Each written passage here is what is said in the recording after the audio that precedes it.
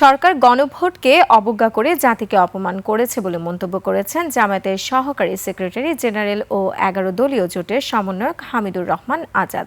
জাতীয় মসজিদ বায়তুল মোকাররমের সামনে গণভোটের রায় বাস্তবায়নের দাবিতে বিক্ষোভ সমাবেশে তিনি আরো বলেন, সরকার যদি সংস্কারকে এড়িয়ে গিয়ে আবারও ফ্যাসিবাদের দিকে যায় তাহলে এর পরিণতি ভোগ করতে হবে।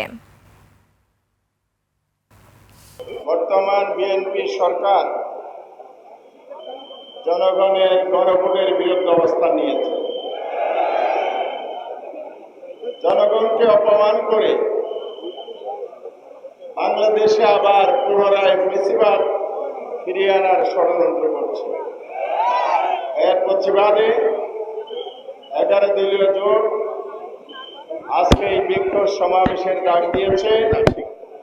সমাবেশ শেষে মিছিল হবে।